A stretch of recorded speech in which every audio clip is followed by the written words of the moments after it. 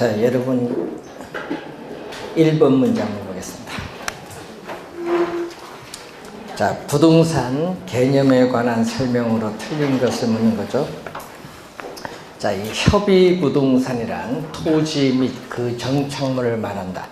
자, 1번 지문은 우리 시험 문제 많이 출제를 하는 지문이죠. 우선 협의는 이 좁은 의미 부동산, 이 좁은 의미 부동산으로서 이 민법상 부동산이라고 합니다. 민법. 그래서 민법 제99조 제1항에 의해서 토지 및 그 정착물, 이 지문을 제일 또 우리가 많이 출제하는 지문입니다. 자, 우선은 하나 확인을 좀 해두시고, 자, 2번에 보시면은 이 정착물이죠. 이 협의부동산은 토지와 정착물로 크게 나눠보는데, 이 정착물은 두 가지가 있죠. 토지와 독립된 부동산으로 간주되는 뭐죠? 독립 정착물이 하나 있고, 또 토지의 일부로 간주되는 종속 정착물. 그래서 이렇게 두 가지로 나눠봅니다. 자, 작년 시험에는 독립 정착물이 출제했었죠. 이 토지와 독립한 부동산으로 간주되는 정착물은 없다, 이렇게 출제했어요, 작년 시험에. 자, 2번 맞는 지문. 3번 공장 및 광업재단 저당법에 의한 공장재단, 또 선박등기법에 의한 선박 등을 우리는 준부동산이죠. 이렇게 특별법에 의해서 나타나는 게 준부동산이죠. 그래서 준부동산은 특별법에서 뭔가 등기도 할 수 있고 뭐도 할 수 있다? 등록이죠. 그래서 준부동산의 성립 요건은 특별법에 의해서 등기도 할 수 있고 또 뭐도? 등록. 자동차, 건설기계, 항공기는 등록입니다. 그래서 등기 또는 등록의 공시 방법을 갖추고 부동산에 준하여 취급되는 물건을 뭐라고 한다? 준부동산. 3번 맞는 지문. 4번 건물. 자, 건물은 주의를 해야 될 것은, 건물은 뭐다? 독립정착물이다. 우리나라, 일본은 건물은 독립정착물이고 서구 유럽에서는 종속정착물이에요. 우리나라는 독립정착물. 자, 그리고 명인방법을 갖춘 수목. 명인방법은 소유권을 표시하는 방법으로서 불완전한 공시수단입니다. 자, 이것도 어떻게 돼요? 독립정착물이죠. 우물, 담장, 이것은 뭐다? 종속정착물. 뭐 담장이라든지 또 울타리라든지 축대라든지 우리가 교량, 터널, 뭐 아스팔트, 이런 것은 다 종속정착물. 그래서 여러분이 4번이 틀렸는데, 가식 중에 있는 수목은 정착물이 아닌 뭐다? 동산. 정착물이 아닌 동산으로 구분하는 건데, 정착물은 토지에 부착됨에 따라 계속적으로 이용된다고 인정되는 물건인데, 이 계속성이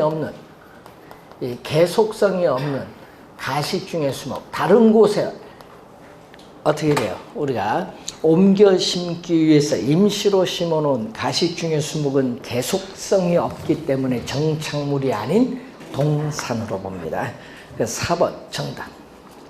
5번 좁은 의미 부동산과 준부동산을 합쳐서 뭐라고 한다? 광의. 요 두 개를 합쳐서 뭐라고 하죠? 광의. 넓은 의미의 부동산이라고 해요. 광의 부동산이라 하며, 이러한 개념상의 구분은 법률적 측면에서의 구분 개념, 법 제도상 개념이죠. 법률적 측면에서의 구분 개념. 맞는 지문입니다. 자, 2번. 다음 중 연립주택에 해당하는 개념이죠. 자, 여러분이 이 단독주택, 단독주택과 공동주택으로 공부할 때, 이 공동주택에는 뭐가 있냐면은 아파트, 연립, 주택, 그리고 다세대 주택입니다. 그리고 단독주택은 다중주택과 다가구주택은 단독주택에 속합니다. 자, 지금 연립주택인데, 자, 우리는 660제곱미터죠. 자, 다가구, 다세대, 이건 다 660제곱미터인데, 문제는 연립주택은 660제곱미터를 초과하고, 요 두 개는 뭐다? 이하죠. 이하. 그리고 또 하나 주의해야 될 것은 다중주택은 330이라는 거. 330제곱미터 이하. 요거 하나만 330이죠. 그리고 단독주택은 뭐죠? 3계층 이하의 주택을 말하고, 연립 다세대가 몇 층? 4계층 이하의 주택을 말합니다. 아파트는 5계층 이상의 주택을 말합니다. 그래서 정답은 2번. 주택으로 쓰이는 한 개의 동의 바닥 면적의 합계 연면적이 660제곱미터를 초과하고 층수가 4계층 이하의 주택. 2번 정답이 되겠습니다. 1번은 뭐죠? 아파트 개념. 자, 그리고 우리가 거기에 보시면은 3번은 뭐죠? 기숙사가 되고, 4번은 뭐가 되죠? 요거는 4번은 다 세대 주택이고, 그리고 5번은 뭐다? 다가구 주택이 되겠죠. 다중주택이 시험 지문에 좀 자주 나옵니다. 좀 주의 좀 해두시고 3번 문제로 가겠습니다. 토지의 특성에 관한 설명으로 옳은 것은 모두 몇 개인가? 자, 쓰레기 소각장 설치로 인해서 발생하는 이 외부 효과, 외부 효과 중에서도 부외부 효과인데, 외부 효과는 부동성이죠. 시험 문제에도 우리가 자주 나올 때 부동성. 자, 위치가 고정되어 이동할 수 없기 때문에 부동산 활동 및 부동산 형상을 국지화시키고, 또 뭐가 발생한다? 외부 효과. 부동산은 위치가 고정되어 있기 때문에 그 부동산을 둘러싼 외부 환경 요인의 영향을 받아서 부동산 가치가 상승할 수도 있고 하락할 수도 있는 외부 효과는 부동성입니다. 기억 맞는 지문인데요. 사례도 많이 출제합니다. 자, 두 번째, 매립지나 간척지와 같은 개념은 육지를 새롭게 만드는 행위이기 때문에 부증성의 예외가 되는 사례. 자, 예외가 되는 사례 하니까 틀린 지문.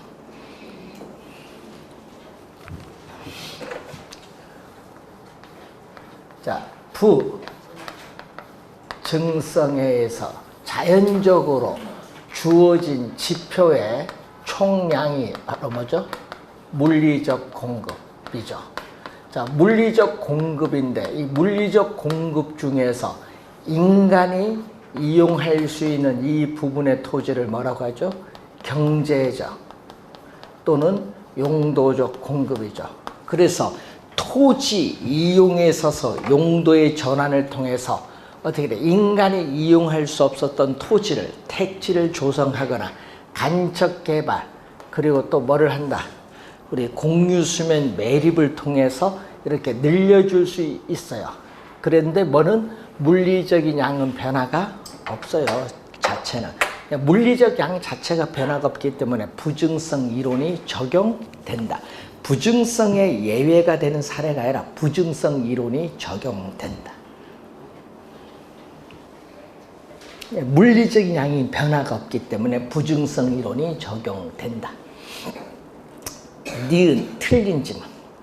세 번째, 후보지는 용도의 전환, 이행지는 용도의 이행. 이 후보지와 이행지와 같은 용어에 내포되는 토지의 개념은 토지의 물리적 공급이 아니라 무슨 공급? 경제적 공급. 용도의 다양성이죠. 용도의 다양성에 의해서 나타나죠. 후보지, 이행지 개념은 용도의 전환, 이행을 통해서 경제적 측면에서의 토지 공급은 뭐하다? 가능하다. 경제적 측면에서의 토지 공급은 뭐다? 증가가 뭐다? 가능하다.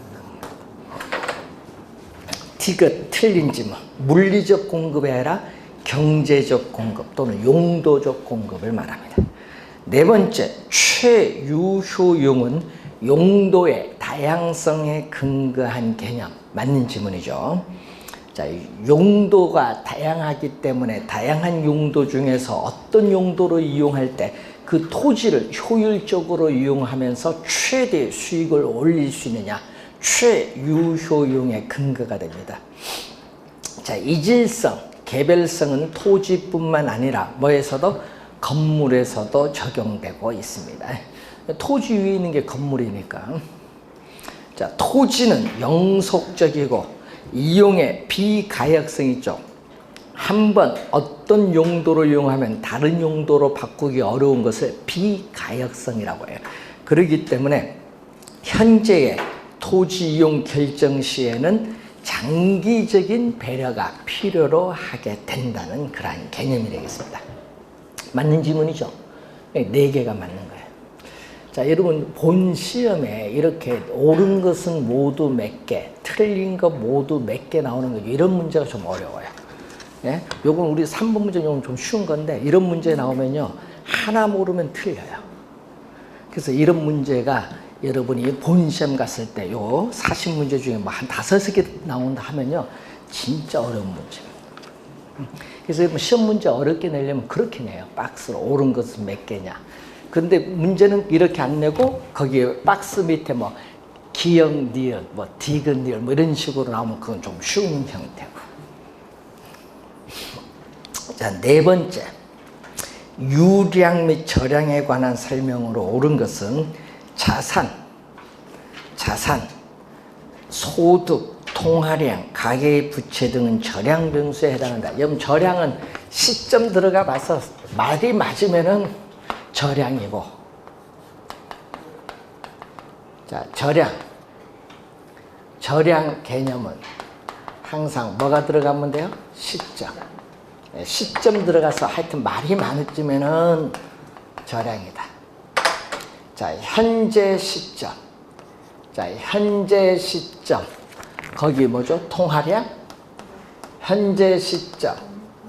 전국에 풀린 총 돈이 얼마냐? 통화량. 통화량이라든지. 또 뭐가 나오죠? 거기에 우리는 자산. 자, 자산 또는 자산. 현재 시점 자산이 얼마냐? 자산 가치가 얼마냐? 현재 시점. 우리나라 가계의 부채는 얼마냐? 이런 건 절량이에요. 근데 소득은 절량이 아니죠. 소득은 연간 소득이 얼마냐, 월 소득이 얼마냐, 기간이 들어가야 의미가 명확해지는 이 개념은 유량. 기간이 들어가요. 그래서 일정, 기간. 이 기간 개념이 들어가면은 유량이에요. 유량. 그래서 소득은 무슨 개념? 유량. 소득, 우리가 주택, 거래량이라든지 신규 주택을 착공을 해서 2년이 지나서 완공돼서 공급을 한다. 이 신규 주택 공급량은 유량 개념. 그래서 1번 틀렸죠. 소득이 들어가서 틀린 지문. 2번 일정 시점에서 주택 가격은 수요 곡선과 주택 유량 공급 곡선이 아니라 뭐죠? 주택 저량. 앞에 시점으로 해놨잖아요. 앞에 시점 동그라미. 시점이니까 뒤에 유량이 나오면 안 돼. 뭐가 나와야 돼? 저량. 시점 개념인 저량이 나와야지. 주택 저량의 공급 곡선이 일치하는 점에서 결정이 됩니다. 시점이니까 저량 일치시켜줘야 돼요. 2번 틀린 지문. 3번 주택 저량의 공급량. 저량이 나오니까 시점이 나오는데 일정 시점에 시장에 존재하는 주택의 양을 말하죠. 그러면 현재 시점 광명시에 존재하는 주택의 양, 이게 바로 주택 절량의 공급량입니다. 3번 정답. 4번은 유량이 나오면요, 뭐가 나와야 돼? 시점이 나오면 안 되고 뭐가 나와야 돼? 기간. 그래서 주택 유량의 수요량이란 일정 시점에 하면 안 돼. 일정 기간에 수요자들이 보유하고자 하는 주택의 양을 말하죠. 그래서 틀린 지문이고, 5번 일정 시점에 시장에 존재하는 주택의 양은 얼마다? 주택 절량의 공급량이죠. 요거고, 또 사람들이 보유하고자 하는 주택의 양은 주택 절량의 뭐가 돼? 수요량. 그럼 주택 절량의 공급량과 주택 절량의 수요량은 동일할 수는 없다니까 틀려요. 동일할 수 있다. 자, 여러분, 광명시에 현재 존재하는 주택이 예를 들어서 20만 채다. 예를 들어서 20만 채인데 이 20만 채가 다 사람들이 살고 있어요. 그러면 같지. 빈집이 없으면 다 같지. 공가가 없다면 주택 절량의 공급량과 주택 절량의 수요량은 뭔다? 같을 수 있다. 뭐가 없다면? 빈집. 공가가 없다면은 주택 절량의 공급량과 주택 절량의 수요량은 같을 수 있다. 자, 3번 정답. 자, 5번 문제로 갑니다. A 부동산 가격이 하락을 할 때 B 부동산, 여러분 하여튼 상품 두 개가 떴어. 상품 두 개가 뜨면 뭐다? 가격 소득 들어가면 안 돼요. 교차 탄력성이 나와야지. 교차 탄력성이니까 뭐 정상제, 열등제 들어가면 안 돼요. 그러니까 1번, 2번, 3번은 답이 아니야. 요거 1, 2, 3번 답하신 분은 문제가 심각해 하지. 1, 2, 3번 답 가면 안 돼. 교차 탄력성인데. 4, 5번에 답하면 그래도 이해를 해요. 그러니까 우선은 교차 탄력성은 대체제 보완제와 관련이 있는 겁니다. 1, 2, 3번 들어가면 안 돼요. 정상제, 열등제 뭐 이런 얘기가 나오면은 소득 탄력성이에요. 자, 그러면 교차 탄력성이잖아요. 수요에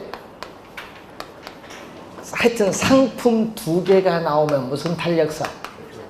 교차 탄력성. 교차. 수요에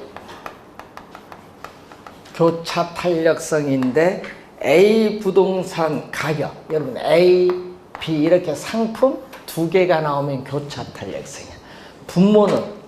분모는 자극을 주는 가격은 분모, 반응을 나타내는 수요량은 분자가 돼. 자, A 부동산에 있어서의 가격 변화율에 대해서 B 부동산에서의 수요량 변화율, 이걸 묻는 거죠.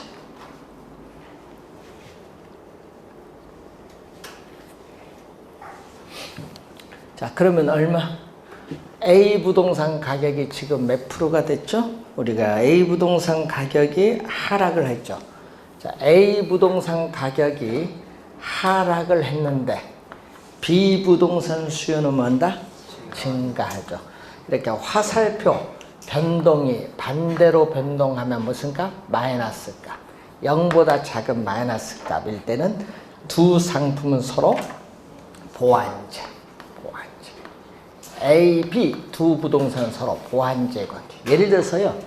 자, 커피 가격이 하락을 하면은 수입 법칙에 따라 커피 수요량은 증가한데 어떻게 돼요? 우리는 프림, 보완제인 프림 수요도 증가하죠. 커피 프림 보완제 관계. 5번 정답.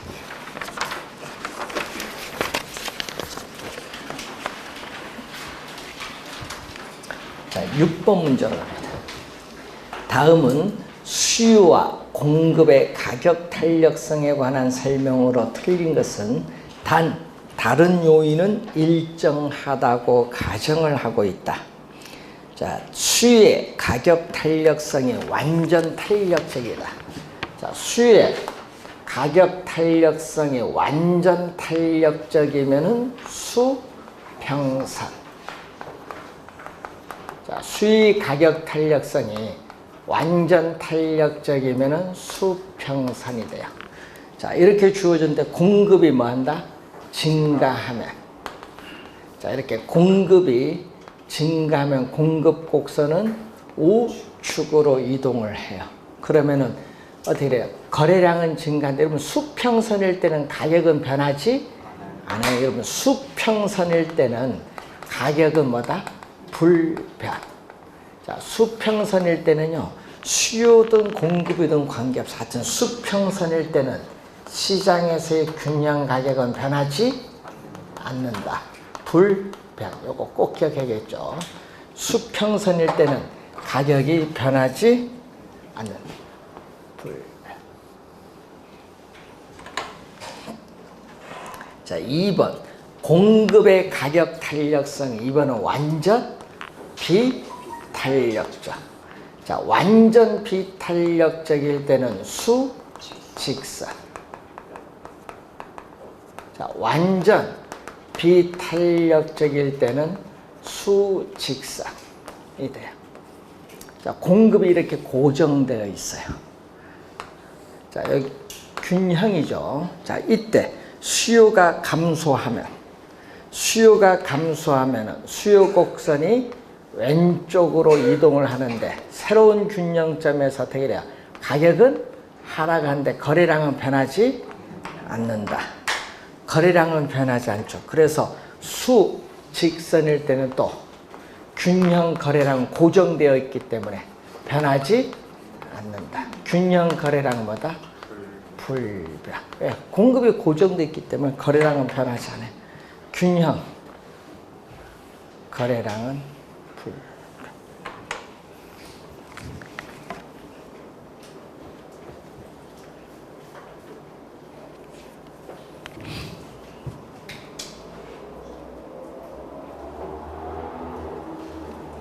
자, 3번. 임대주택에 대한 수요가 임대료에 대해서 뭐가 된다? 우리는 비탄력적이다. 비탄력적은 기울기가 급하죠. 기울기가 급하면 뭐다? 비탄력적.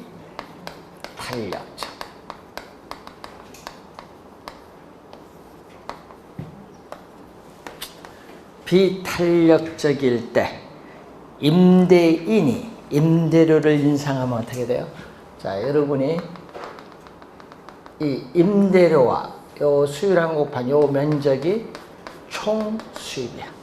총 수입인데 임대료를 인상하여도 비탄력적은 수요량에 어떻게 돼요? 별로 영향을 안 주죠. 이 가격 변화에 대해서 수요량이 어떻게 돼? 영향을 별로 안 받기 때문에 약간 줄어들어요. 그래서 이 가격과 요 수요량 곱한 어느 면적? 요 파란 요 면적이 총 수입이야. 그래서 임대료를 인상하면은 임대인 입장에서의 총 수입은 또 뭐 한다? 증가한다. 증가합니다. 맨 끝에 증가가 포인트. 맞는지 뭐. 네 번째, 수요가 증가할 때 공급의 가격 탄력성. 자, 공급 곡선의 기울기가 급하면 비탄력적. 공급 곡선의 기울기가 완만하면은 탄력적. 여러분 4번과 5번은 시험에 정답으로 진짜 많이 출제요. 4번, 5번은 정답 지문으로 많이 나온다. 올해도 출제가 예상이 돼요. 하여튼 4, 5번 지문은 잘 공부해 두셔야 되는데, 자, 여러분 수요가 증가하면 어떻게 돼요? 가격은 상승해요. 수요가 증가하면 가격은 오르는데 얼마 오르느냐? 그걸 보는 거죠. 얼마 오르느냐? 수요가 증가하면요, 비탄력적일 때는 가격 변화에 민감하지 않죠. 그러니까 가격이 대폭 올라요. 가격 변화에 수요량이 민감하게 반응하지 않기 때문에 대폭 오르고, 우리가 탄력적은 가격 변화에 대해서 민감하게 반응하니까 이렇게 약간 올라요. 자, 그래서 어떻게 돼요? 탄력적일수록 어떻게 돼요? 균형 가격은 뭐다? 요것보다 적게 오르죠? 덜의 동그라미 맞는 줌에 덜 상승한다. 그럼 시험에 더와 덜을 잘 구분해야 돼요. 그러니까 시험엔 덜 이거보다는 우리 어떻게 내요? 요즘에 보면 균형 가격은 뭐 작게 상승한다. 뭐 이렇게 말을 바꿔서 출제. 자, 5번 공급이 감소할 때 수의 가격 탄력성. 자, 5번은 또 얘기. 수요 곡선에 기울기가 급하면 또 비탄력적. 또 수요 곡선의 기울기가 완만하면 탄력적. 자, 공급이 주어졌어. 2점. 자, 여기서 균형에서 공급이 감소하면 또 가격은 상승합니다. 여러분, 공급이 감소하면요, 가격은 상승을 하는데 얼마만큼 상승하느냐? 비탄력적일 때는 가격이 이렇게 많이 상승하는데 또 가격 변화에 대해서 민감하게 반응하지 않다 보니까 거래량은 또 약간 줄어들어요. 근데 탄력적일 때는 어떻게 돼? 가격 변화에 민감하게 반응하니까 약간 상승하고 가격 변화에 민감하게 반응하니까 거래량은 대폭 줄어들어요. 그래서 5번 보면은 비탄력적일수록 균형 거래량은 뭐다?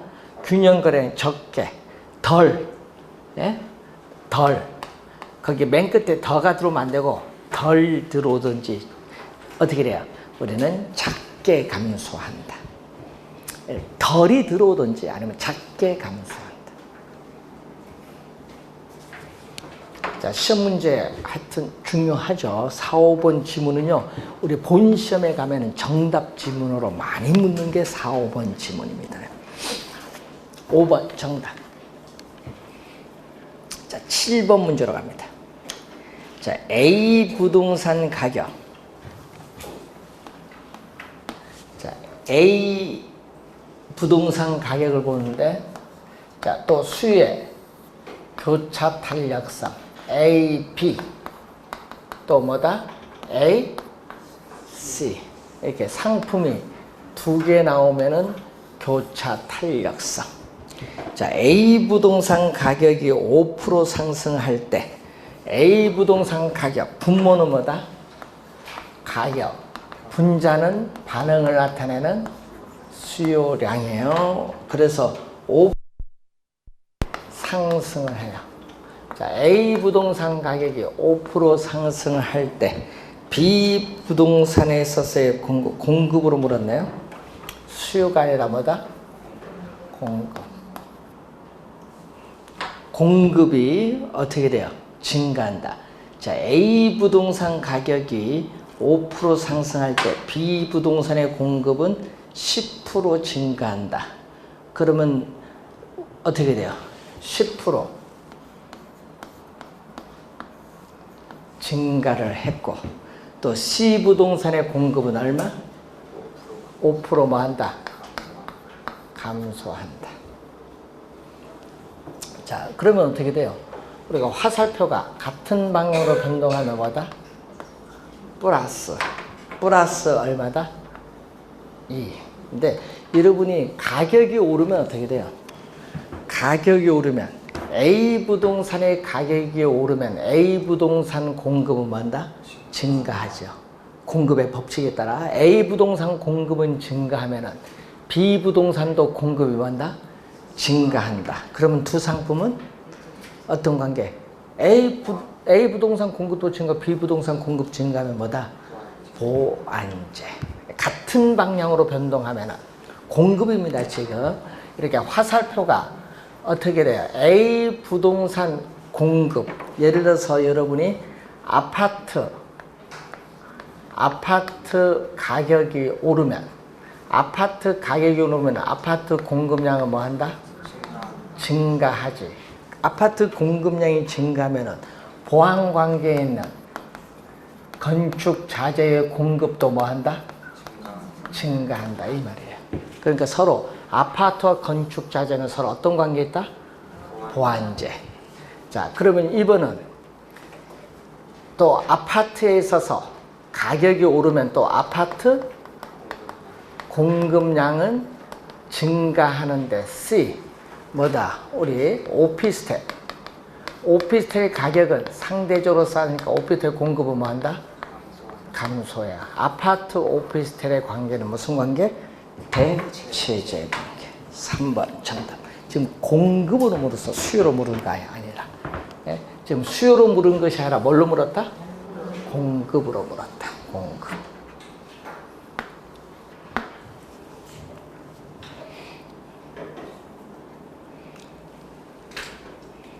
자, 8번 문제로 갑니다.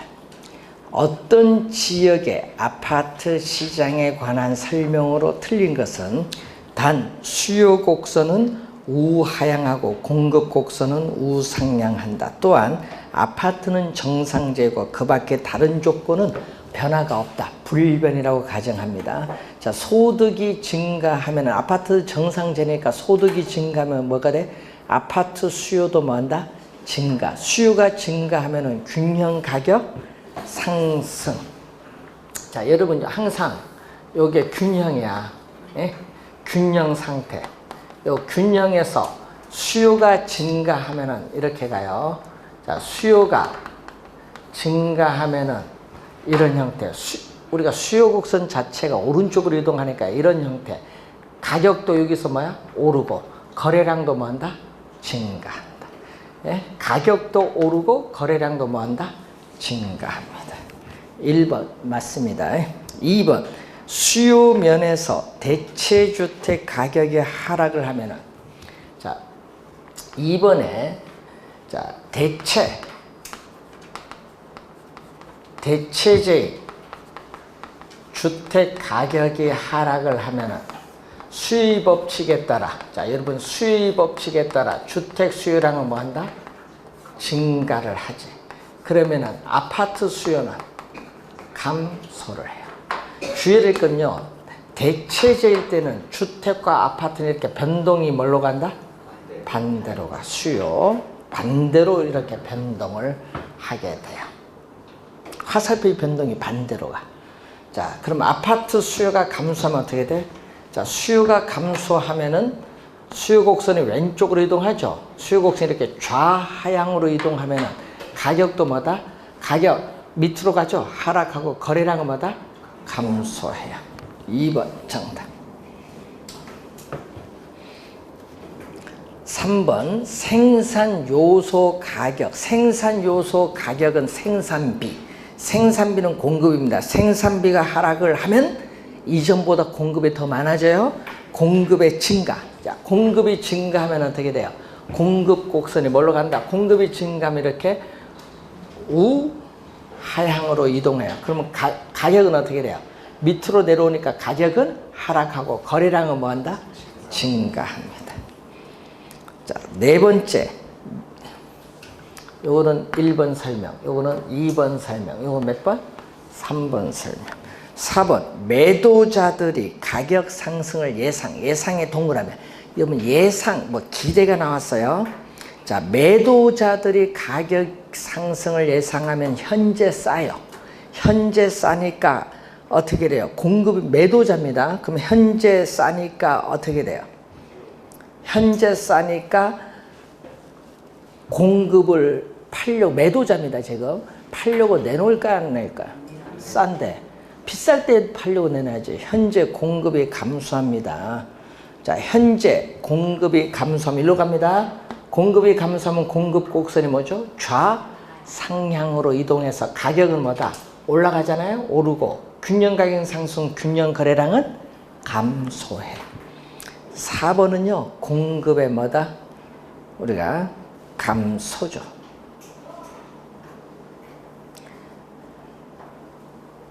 여러분 현재 안 팔지. 비싼 데 팔려야지. 매도자입니다. 매수자가 아니에요.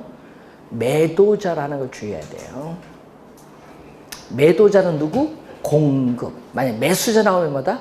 수요. 지문을 잘 보셔야 돼요. 자, 주택 구입 관련 조세가 감면됐다. 예를 들어서 뭐 취득세가 감면되면 어떻게 돼요? 세금 부담이 낮아지니까 구매력은 높아져. 수요는 증가해요. 수요가 증가하면 요거네요. 또 5번. 요거는 4번 설명. 5번이나 1번 같죠. 가격 상승, 거래량 증가. 항상 여러분 균형 상태에서 수요가 증가하면 우상향, 수요가 감소하면 좌하향, 공급이 증가하면 우하향, 공급이 감소하면 좌상향으로 해서 가격 거래량을 판단하면 좀 쉽게 답 찾을 거예요. 여러분. 올해 좀 중요해요. 8번 문제도. 자, 9번 문제로 갑니다. 부동산 경기 변동에 관한 설명으로 틀린 것은 부동산 경기 변동은 지역별, 부문별 경기 변동의 가중평, 우리 산술평균이라는 말이 없어, 개론에. 가중, 지문 오면 다 가중이야. 가중치를 부여해서 평균을 구합니다. 가중치는 어디가 제일 높아요? 우리 주거용 부동산의 가중치가 좀 높습니다. 자, 2번 부동산 경기 변동은 타성의 형상. 자, 여러분 타성의 형상, 부동산 경기 변동이 일반 경기 변동에 대응하여 민감하게 반응하지 못하는 이 타성의 형상으로 인해서 경기 회복은 뭐다? 느리게 진행이 돼. 그리고 후퇴는 빠르게 진행되는 것이 보통이다. 맞는 질문이죠. 그래서 뭐가 돼? 우경사 비대칭의 구조가 나타납니다. 3번 부동산 경기가 상향 시장이라면, 자, 부동산 경기가 상향 시장이다. 자, 이런 형태 우경사 비대칭의 구조에서 이 상향 회복에서는 부동산 가격이 뭐 한다? 부동산 가격이 오르기 때문에 매도자는 거래를 뒤로 미루려고 하고 매수자는 거래를 앞당기려고 했기 때문에 부동산 중개 전문 활동에서 뭐가 중시? 매도자가 중시되는 시장. 3번 정답. 매도자가 중시되는 시장. 4번 부동산 경기가 하향 시장이다. 자, 부동산 경기가 하향 시장이라면 직전 이 후퇴 시장 국면에서의 사례 가격은 새로운 거래 가격 위에 있으니까 뭐다? 상한선 밑줄. 그게 맞는 지문. 그래서 그게 포인트죠. 상한선이. 상향 시장에서는 매도자들은 거래의 성립 시기를 늦추려고 하고 매수자는 성립 시기를 뭐야? 앞당기려는 경향이 있죠. 그리고 반대로 여기는 뭐가 돼? 가격이 하락을 하기 때문에 매도자는 빨리 매각을 하고자 하는데 매수자는 거래를 뒤로 미루려는 경향이 있기 때문에 여기는 뭐가 중시? 매수자가 중시되는 시장. 자, 10번 부동산 시장과 효율적 시장 이론에 관한 설명으로 틀린 것은 약성 효율적 시장에서는 기술적 분석을 통해서는 초과 이윤을 얻을 수 없다. 맞는 지문이죠. 이 기술적 분석을 통해서 나타난 여러 가지 기술적 지표를 가지고 투자를 한다 하더라도 우리는 약성 효율적 시장의 투자자들은 초과 이윤을 얻을 수 없습니다. 부동산 시장에서 정보 비용이 존재한다는 것은 부동산 시장이 불안정 경쟁 시장을 말합니다. 여러분 완전 경쟁 시장에서는요 완전한 정보예요. 자, 여러분 완전 경쟁 시장은 상품에 대한 모든 정보가 시장에 뭐다? 공개가 되어 있어요. 예? 그래서 뭐다? 완전한 정보. 상품에 대한 모든 정보가 시장에 공개되어 있기 때문에 정보 비용이 발생하지 않습니다. 정보 비용이 존재한다는 것은 공개가 안 된다는 얘기죠. 그럼 불안정 경쟁 시장. 3번 불안정 경쟁 시장인 부동산 시장도 할당 효율적 시장이 될 수 있다. 맨 끝에 있다의 동그라미. 시험에는 또 없다로 출제 많이 냅니다. 이거 벌써 2번 출제해서 작년에도 나온 것 같아요. 자, 여러분 불안정 경쟁 시장. 자, 부동산 시장은 불안정 경쟁 시장인데, 예? 불안정 경쟁 시장이다. 뭐 같다? 정보 가치와 뭐가 같다면 정보 비용이 일치한다면 뭐가 없어요? 초과 이윤이 없어요. 이때 시장을 자원이 효율적으로 배분이 이루어져 뭐가 된다? 할당 효율적 시장이 된다는 거죠. 그래서 맞는 질문 4번 부동산 시장에서 초과 이윤이 발생하는 이유는 부동산 시장이 불안전하고 독점적이기 때문이 아니다. 이게 어떻게 돼요? 시장에서 자원이 비효율적으로 배분이 이루어지는 할당 효율적이지 못하기 때문에 그렇다. 할당 효율적이지 못하기 때문. 불안전하고 독점적이기 때문이 아니라 할당 효율적이지 못하기 때문에 초과 이윤이 발생합니다. 그래서 4번 정답.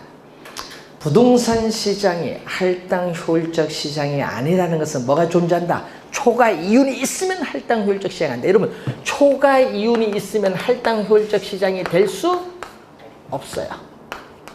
예? 그러니까 동일한 이익을 가져다 준 정보를 다른 사람보다 값싸게 얻는다. 여러분, 다른 사람보다 값싸게 정보를 얻어서 그걸 이용해서 투자를 했더니 뭐가 발생한다? 초과 이윤이 발생하는 거지. 초과 이윤이 존재하면요, 할당 효율적 시장이 아니다. 자, 11번 문제 갑니다.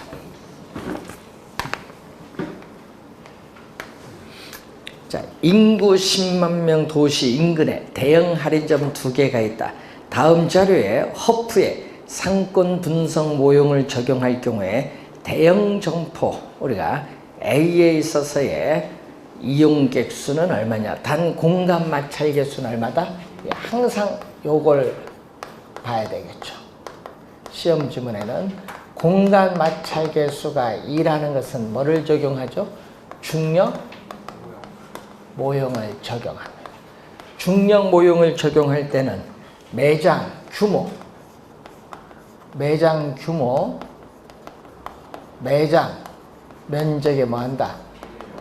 비례하고 거리의 제곱. 항상 여러분이 거리 제곱은 반비례입니다. 자, 매장 면적에 비례하고 거리 제곱에 반비례합니다. 자, 그러면은 거기 보시면은 자, A에 먼저 구할 때는 먼저 뭐를 구해야 돼? 제일 먼저 구할 때는 허프 나오면 시작 점유율. 즉 A 점포를 방문해서 우리는 경험적으로 물건을 살 확률, 분모는 전체. 자, A는 얼마? 매장 면적 1000. 1000에 뭐다? 1000에 비례하고 거리의 제곱에 반비례. 그리고 B는 매장 면적 얼마? 6750에 비례하고 거리의 제곱에 반비례. 더해주면 전체죠. 이건 1000, 또 2의 제곱. 2의 제곱은 4죠. 1000을 4로 나눠주면 얼마? 250. 자, 6750을 9로 나눠줍니다. 9, 7, 63, 9, 5, 49, 750. 1000이죠. 그러니까 곱하기 100이에요. 그럼 1000분의 250은 4분의 1. 4분의 1이니까 25%. 시장 점유율은 25%가 나왔어요. 자, A. 이용객 수는 얼마? 자, 이용객 수는 시도시 인구에 또 관련해 보니까 몇 프로? 70%. 10만 명의 70%가 대형 점포를 이용한다고 가정을 하고 있어요. 70%에 얼마를 이용한다? 25%를 이용한다. 그럼 7만 명. 7만 명에 25% 했더니 얼마? 17,500명이 되겠죠. 포인트는 10만 명에 75%가 이용을 한다는 거죠.